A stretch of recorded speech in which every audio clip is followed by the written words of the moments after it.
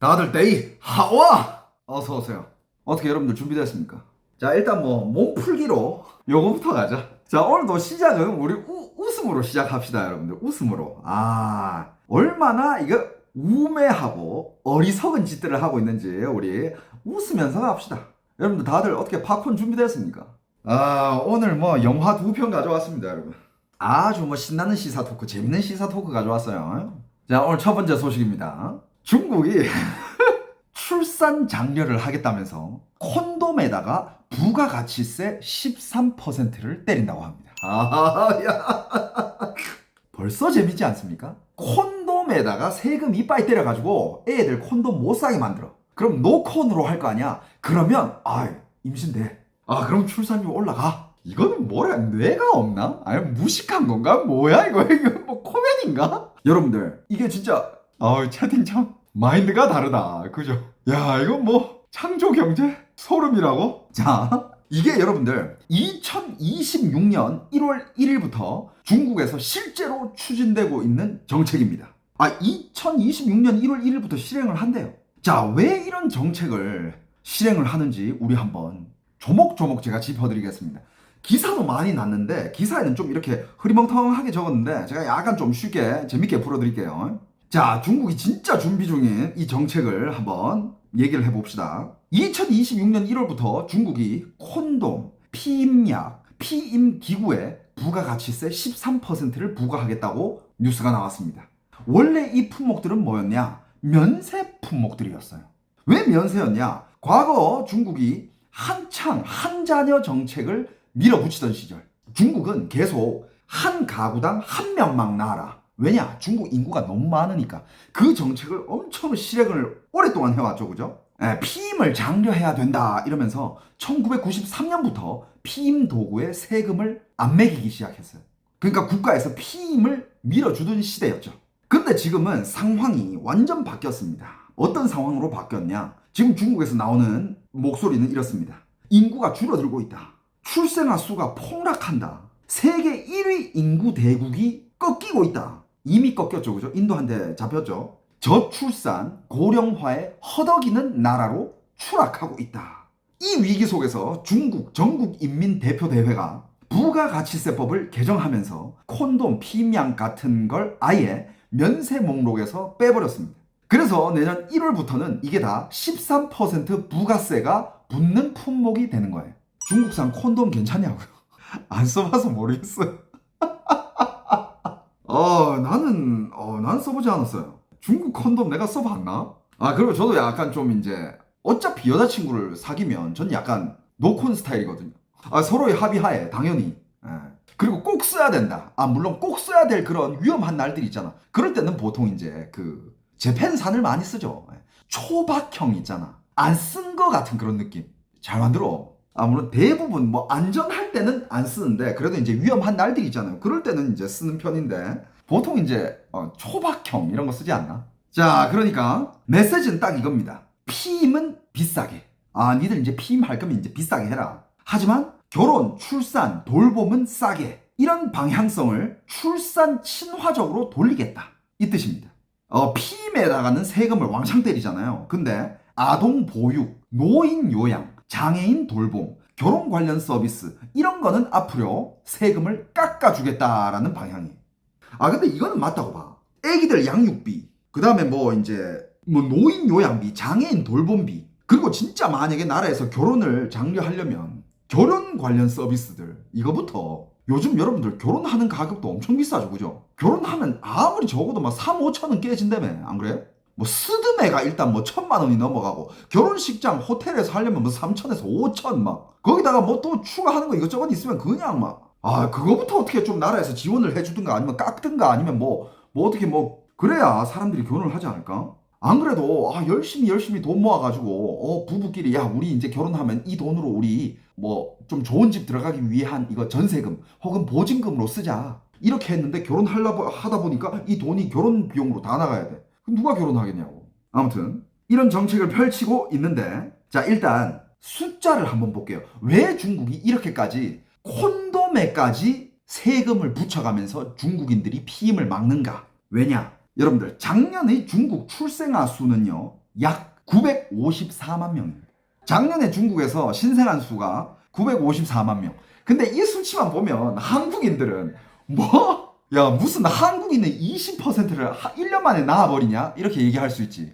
어마어마한 인구잖아요. 근데 여러분들 중국에서는 왜 이게 비상이냐면 10년 전에 1900만 명이 나왔어요. 1년의 신생아 수가 10년 전만 해도 1900만 명이었어요. 그러니까 그거를 어느 정도 얼추 비스무리하게 맞춰줘야 인구가 유지가 돼. 왜냐하면 또 이제 노인들은 이제 또 이제 세상을 돌아가고 이제 뭐 이게 어느 정도 유지가 될 거 아니야. 근데 10년 전에는 막 2천만 명 가까이 났다가 갑자기 1000만 명도 안 되게 반토막이 났다? 이 수치 때문에 지금 중국은 비상이야. 그래서 만약에 이렇게 추산을 한다면 중국이 일단 3년 연속으로 인구 자체가 감소하고 있습니다. 그리고 UN 전망에 따르면 지금은 작년 말 기준 중국의 인구가 14억 800만 명이거든요. 근데 이렇게 계속 줄어들다 보면 2030년에는 13억 8,900만 그리고 2050년에는 12억 6천만까지 계속 줄어들 겁니다. 근데 이게 인구만 줄어드는 게 아니라 인구 전체적인 비율도 노인이 확 많아져요. 이 수치가 어느 정도냐면 한때 사람이 너무 많아서 문제라며 한 잔의 정책을 30년 넘게 시행하던 나라가 이제는 사람이 너무 부족해서 사실상 패닉 상태에 들어간 겁니다. 이거 꽤 심각해요, 여러분. 그리고 약간 좀 이제 어떤 전문가들 혹은 학자들 말에 따르면 14억 800만 명조차도 지금 중국이 이건 조작한 인구다. 인구 그렇게 많이 없을 거다라는 추측도 나오고 있습니다. 그래서 중국 정부가 요 몇 년 사이에 내놓은 정책들이 뭐 출산 가정에다가 현금 지급, 출산 휴가 연장, 육아 휴직 연장, 다자녀 가정의 주택 우선 공급, 뭐 보조금, 교육비, 의료비 일부 지원 뭐 이런 것들을 계속 펼쳤거든요. 수십 가지 정책이 쏟아졌는데 출산율은 전혀 올라가지 않았어요. 출산율은 올라가지 않고 요즘의 중국의 젊은 세대들, 말 그대로 G세대들, MZ세대들, 애를 한창 낳아야 할 그런 세대들은 점점 중국 정부에 대한 반감이 커지면서 계속 출산율이 떨어지고 있습니다. 그러니까 이제는 나라가 하다가 상징적인 것까지 건드리는 단계에 온 거예요. 피임 도구도 세금 매겨. 이제 나라 방향이 바뀌었어. 피임 이제 하려면 돈 내고 해. 왜? 이제는 낳아야 될 때야. 더 이상 피임할 때가 아니야. 피임하는 행위 그거 비싼 거야. 여러분들 이게 나라가 야 깡패들도 이렇게는 안 할 것 같은데 어? 야 이거 무슨 뭐 사이비 종교 아니야 이거? 야 아예 진짜 무슨 벌스 컨트롤을 지들이 해버리네. 근데 여러분들 지금 이 기사가 나온 후에 당연히 이 기사가 전 세계적으로 지금 화제예요. 난리가 났습니다. 그러면서 수많은 평론들이 나오고 있어요. 여기 바로 또 역시 우리 시청자들 똑똑하다니까. 성병 문제 그렇지. 문제가 성병 문제를 포함해가지고 문제가 한두 가지가 아니야. 자, 바로 그 성병 얘기 들어가 볼게요. 지금 중국의 성병 관련된 상황은 굉장히 심각한 상황이에요.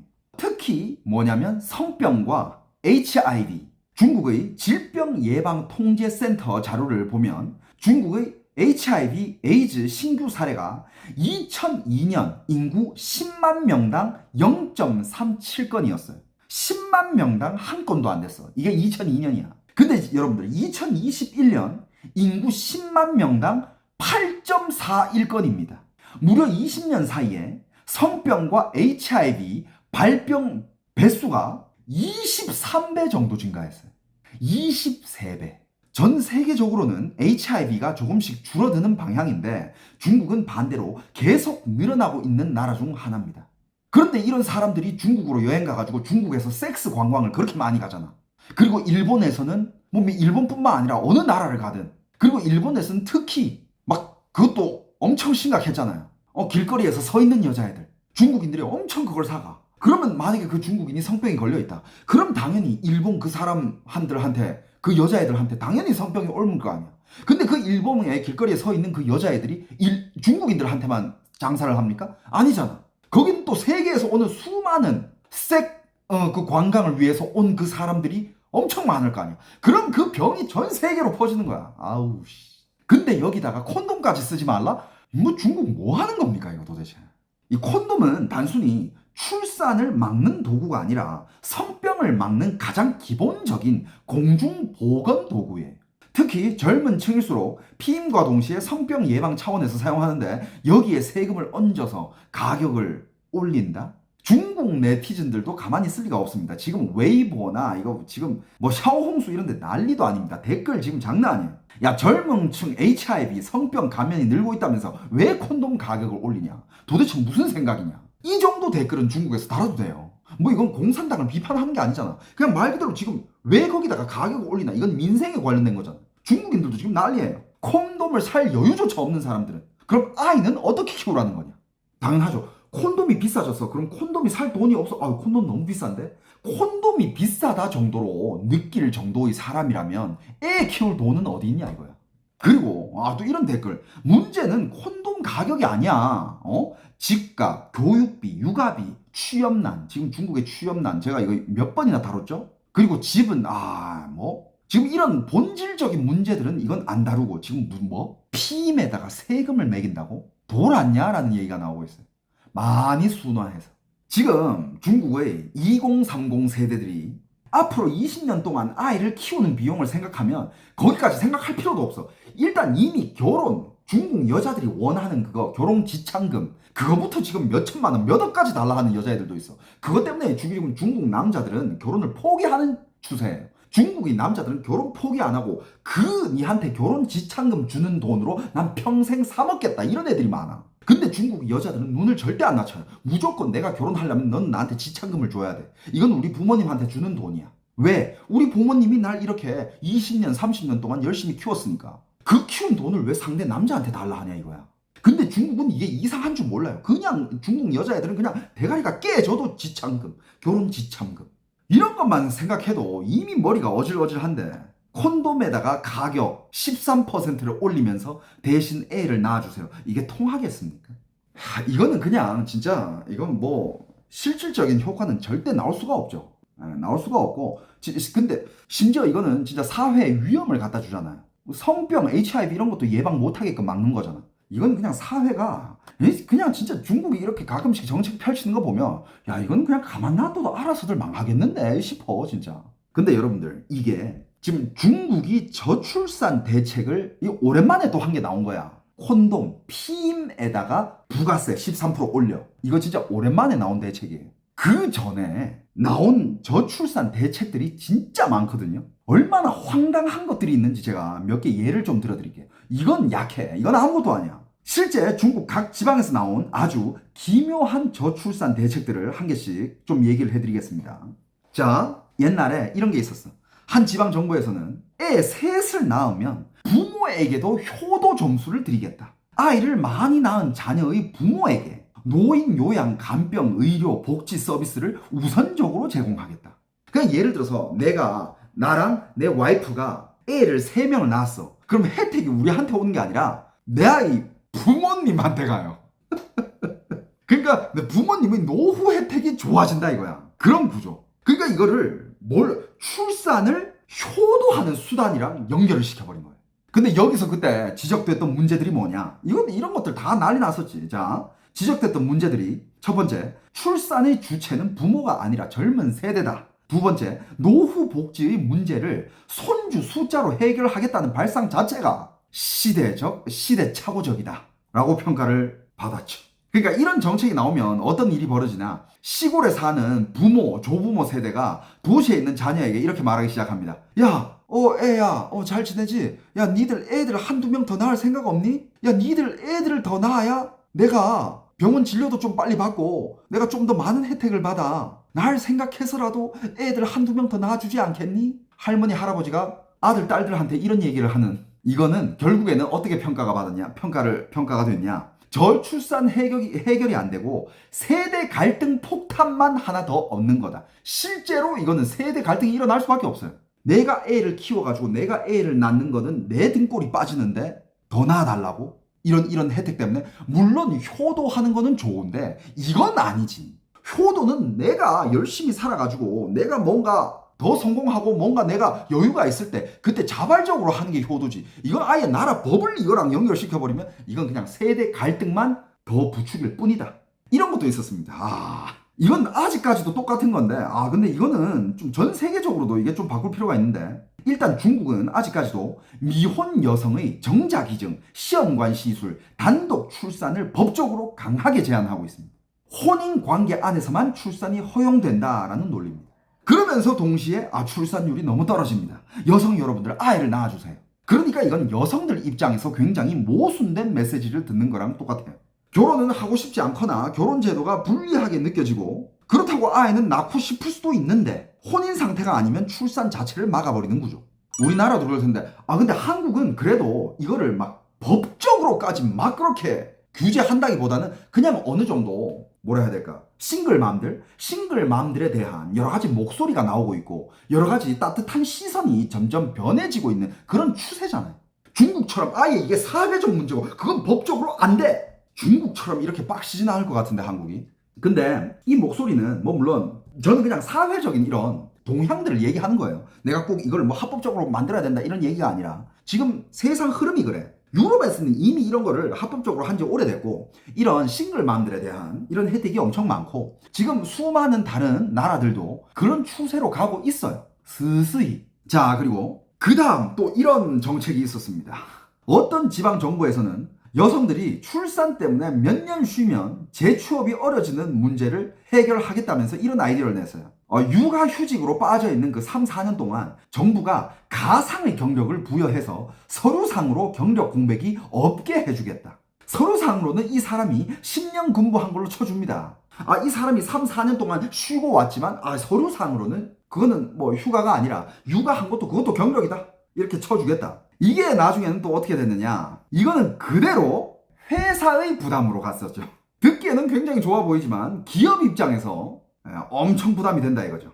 예를 들면 이 사람을 뽑았다가 언제 결혼하고 언제 임신하고 몇 년을 또 쉴지 모른다라는 이런 미래적인 리스크.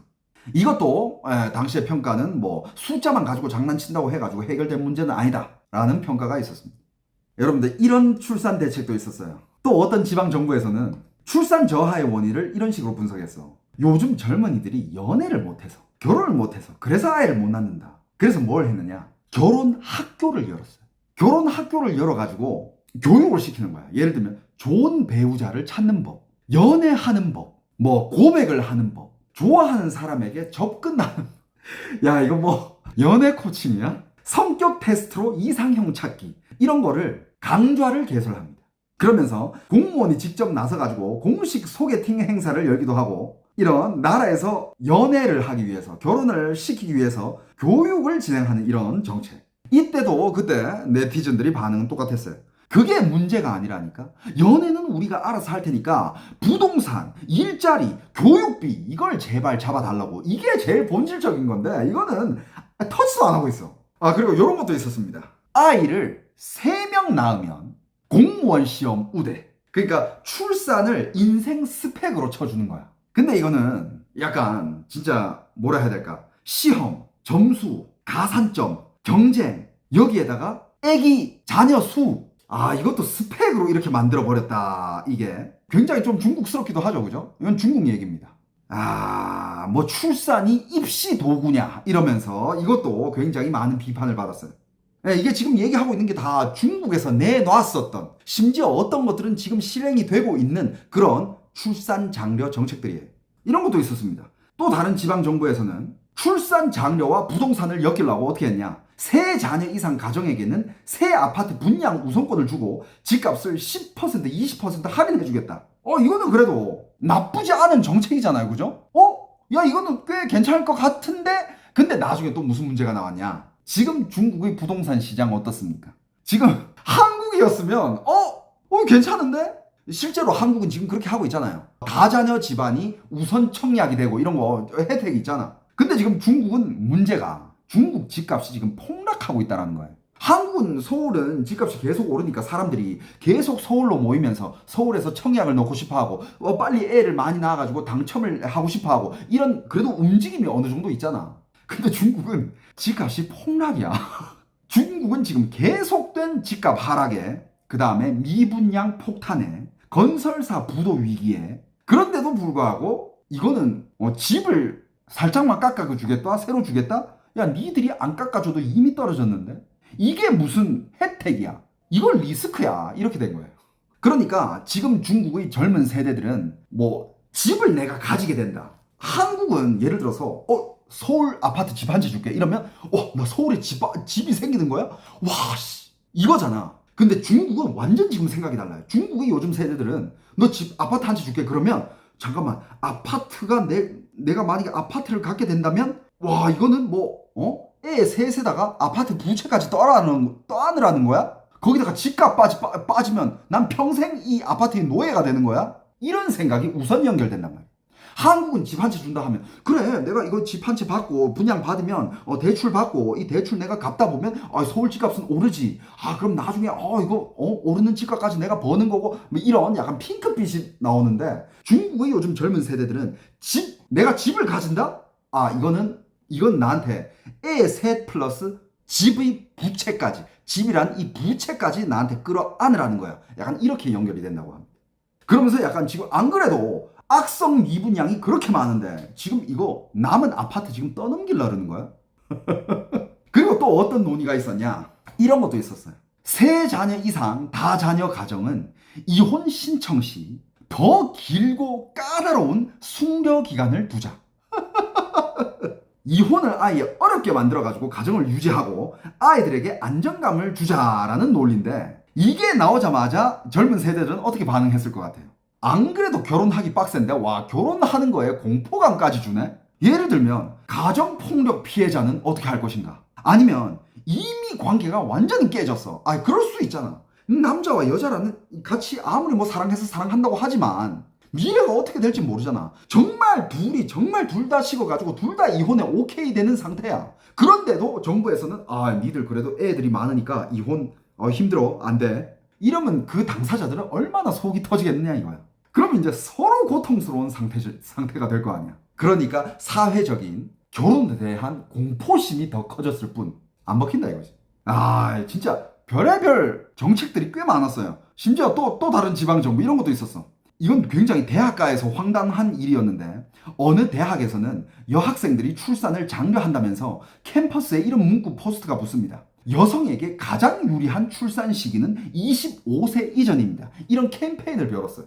대학마다 대학생들, 특히 여자애들한테 보라고 여성에게 가장 유리한 출산 시기는 25세 전입니다. 정경기 출산은 여성이 가질 수 있는 최고의 자산입니다. 요즘 애들이 바보야? 학생들이 반응은 폭발적이었죠. 이제 내 몸, 내 인생을 나라가 재산 취급하냐? 결국 이건 논란이 커지면서 포스트가 다 철거됐습니다. 논란이 굉장히 컸어요. 자, 이런 캠페인도 벌였습니다. 중국의 관영 매체, 대중적인 그런 미디어들은 이런 캠페인. 예전에는 어느 동네를 가도 아기 울음소리가 끊이질 않았다. 지금은 도시마다 아이 울음소리가 사라지고 있다. 나라의 미래가 사라지고 있다. 그러면서 이거를 애국 프레임으로 엮은 겁니다. 아이를 낳는 건 나라를 위한 일이다. 출산은 애국 행위다. 근데 요즘 애들은 내가 왜 애국을 해야 돼? 내가 왜 나라를 위해서 뭘 해야 되지? 나라가 날 위해 해준 건 뭔데? 난 지금 일자리도 없고 굉장히 고통을 받으면서 살고 있고 난 지금 아예 그냥 인생을 포기하면서까지 살고 있는데 왜 나보고 애국하라 하면서 나라한테 나를 바치라고 하는 거지? 나라가 나한테 해준 건 뭔데? 이러면서 중국의 청년들이 뭘 했습니까? 당행 인생을 그냥 놔버렸죠. 나 이제 아무것도 안 할 거야. 난 돈도 안 벌 거야. 왜? 돈 벌면 네가 세금 떼갈 거 아니야. 누구 좋은 일? 내가 차라리 안 벌고 말겠다. 이러면서 중국의 청년들은 그냥 당핑이 뭐냐? 그냥 모든 걸 다 포기하면서 사는. 일도 안 하고 나가지도 않고 사회적 활동도 안 하고 돈도 안 벌고 돈도 안 쓰고 그냥 가만히 그냥 공기처럼 사는 거야. 드러눕다. 다포 세대. 그렇지. 한국으로 따지면 약간 그런 거예요. M4 세대라고 들어봤죠. 그리고 또 자잘구레한 거 이런 것도 있었어. 다자녀 가정, 놀이공원, 수족관 할인. 야, 그거 할인 받으려고 3명 이상씩 낳겠니? 심지어 3자녀야. 2자녀도 아니야. 애 3 키우는 집은 수족관 입장료가 문제입니까? 놀이동산 입장료가 문제야? 야, 애들 보느라고 지쳐가지고 그런 데 갈 시간도 없어. 체력도 안 돼. 애 셋을 어떻게 데리고 그렇게 돌아다녀? 안 되잖아. 중요한 건 뭐야? 생활비, 교육비. 이거는 왜 터치를 안 하냐고. 이건 끝까지 모른 척을 해. 한국도 이런 거 모른 척하고 있죠, 그죠? 생활비, 교육비. 한국은 요즘 그래도 다 자녀 가구에 뭐 이런저런 혜택이 좀 있다고 듣긴 들었는데 여러분들 그 혜택 어때? 나 아직 결혼을 안 해봐서 모르겠는데 좀 눈에 띄는 정도야? 좀 진짜 효과가 있어? 나 옛날에 인터넷에서 이런 글을 본 적이 있어요. 한국에서 애기들을 출산 많이 해가지고 그 지원을 많이 받으려면 몇 명까지 낳아야 되냐 뭐 이런 거를 뭐 이렇게 계산해 놓은 글을 본 적이 있거든. 그 중에서 1년에 1억을 받으려면 애를 13명 출산하면 된대. 뭐 그런 걸 본 적이 있는데 요즘 한국도 그렇다고 해가지고 막 2명, 3명 솔직히 요즘 2명도 다 자녀야. 2명, 3명 이렇게 낳는 가정에 실질적인 좀 이런 보조나 뭐 이런 게 좀 실질적인 도움이 클 정도로 많이 있습니까? 그래도 한국은 그래도 좀 어느 정도 뭐 교육비, 보조금 이런 게 그래도 어느 정도 나온다고 들었거든. 중국보다는 많이 나올 거야. 중국은 아예 이런 거 뭐 터치하지도 않아. 그러면서 중국은 계속 이게 내는 목소리가 이렇게 수많은 정책들을 낸 것 중에 공통점이 뭐냐? 중국은 계속 외치는 구호가 이런 거예요. 니들이 출산을 안 하면 국력이 약해진다. 연금 시스템이 무너진다. 노동력이 부족해진다. 이전 국가적 고민을 계속 젊은 세대들한테 쇠뇌하는 거야. 실제로 젊은 세대들, 애를 낳아야 할 세대들은 이런 얘기를 듣기 싫거든. 국가가 어떻게 되든 나랑 뭔 상관이야. 지금 내가 먹고 살기가 바쁜데. 맞잖아. 중국의 공산당은 계속 이런 스탠스에 국가가 필요하니까 국민이 따라야 한다. 이 논리 구조에서 벗어나질 못하고 있어요. 하지만 지금 중국의 젊은 세대들은 깨어났죠. 옛날 그 윗세대들이 아니야. 옛날에 윗세대들, 우리 부모님 세대들은 그때는 이제 그 중국에서 그 세대들은 약간 진짜 보면 공산당, 당을 위해서, 나라를 위해서 희생을 하면서 정말 그냥 진짜 뼈 빠지게 살았던 그런 윗세대들이 많아. 중국에서는. 근데 지금은 아니야. 지금의 중국 젊은 세대들은 워낙 세상도 많이 봤고 견식이 워낙 넓어지고 아무리 중국에서 뭐 인터넷을 막아봤자 그래도 이 세상을 보는 눈이 다 있고 보는 방법이 다 있는데 지금 세대들은 개인의 삶의 질, 자유, 행복 이게 더 중요해. 자기 자신부터. 근데 나라가 필요하니까 나아라? 중국 젊은 세대 절대 안 되죠.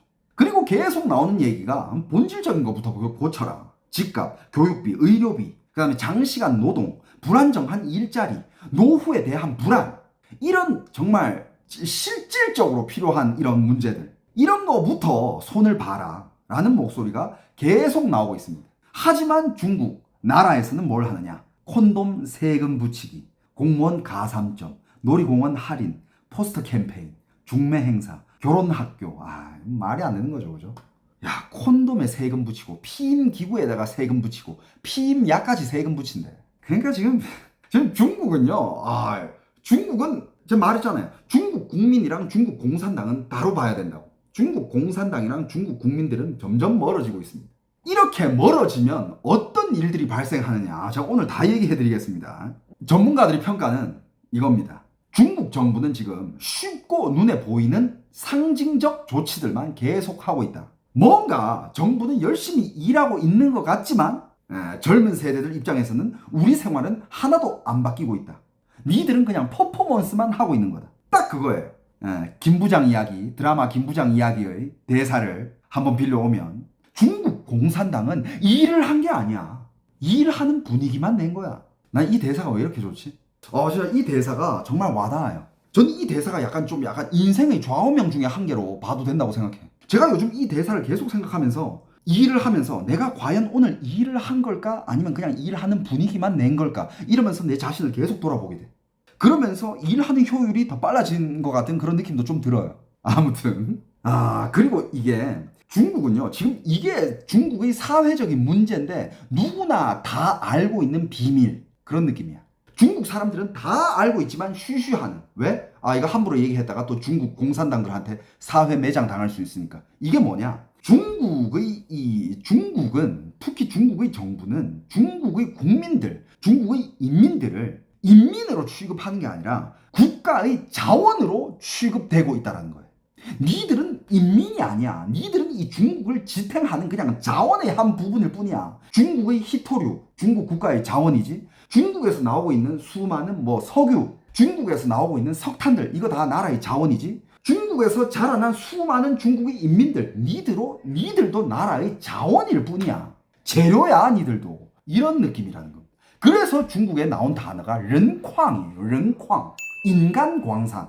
그 포스터에도 이렇게 적어놨잖아. 25세 이전에 출산이 여성의 최고의 자산이다. 뭔 자산 같은 소리를 하고 있어. 누구 자산인데. 이런 것들 속에는 숨어있는 메시지가 여성의 인생 설계는 국가가 정해준 트랙 안에서 이루어져야 한다라는 이런 메시지가 숨어있죠. 이런 메시지를 중국의 젊은 세대들도 다 꿰뚫고 있다는 겁니다. 그리고 중국의 윗세대들, 부모님 세대들 모를까? 다 알아. 그래서 심지어 부모님들도 중국의 요즘 젊은 애들이 결혼을 안 한다. 혹은 그냥 집에서 나가서 일도 안 한다. 그냥 집에서 그냥 칩거 생활을 한다. 다 이해를 해주는 분위기야. 왜? 그만큼 중국 사회가 지금 그만큼 힘들고 부모님 입장에서도 아는 거야. 애들이 나가서 일해봤자 그 보러 오는 푼돈, 심지어 그 푼돈에서 대부분 나라가 떼가고 차라리 일 안 하는 게 낫지. 차라리 좀 아끼면서 애가 그냥 집에서 사는 게 낫겠다. 이런 부모까지 있어요. 심지어 그런 부모들은 애들한테 결혼하지 마라. 니들 결혼해봤자 고생한다. 결혼하지 마라. 이렇게까지 얘기하는 부모들도 있어요. 여러분들 어때? 이런 문제가 어디서 보이냐? 오늘 우리가 얘기한 콘돔에다가 부가세 13% 부과, 피임약에다가 13% 부과, 피임기구도 13% 부과. 하지만 현실은 어떻습니까? HIV, 성병은 늘고 있고 출산율은 더 떨어지고 있고 청년들이 삶은 점점 더 팍팍해지고 있고 청년들은 중국의 정부한테 계속 등을 돌리고 있죠.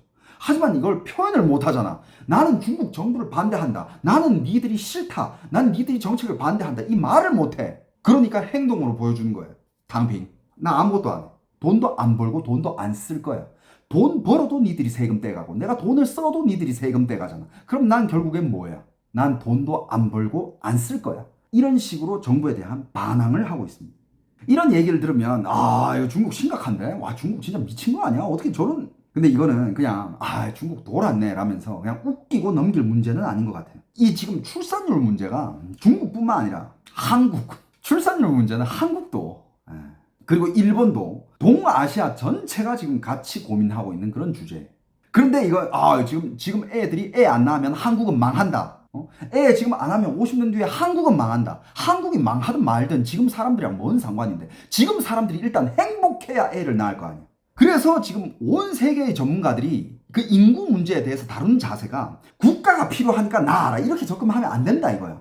니들 행복을 위해서 행복하게 해줄 테니까 니들이 애를 낳으면 더 행복하게 해줄 테니까 니들 행복을 위해서 낳아라 이런 식으로 접근을 해야지. 그런 식으로 접근을 해도 될까 말까야. 그런데 국가가 필요하니까 낳아라 이런 프레임으로 접근을 한다? 무조건 실패한다라는 말입니다. 여러분들의 생각은 어떻습니까?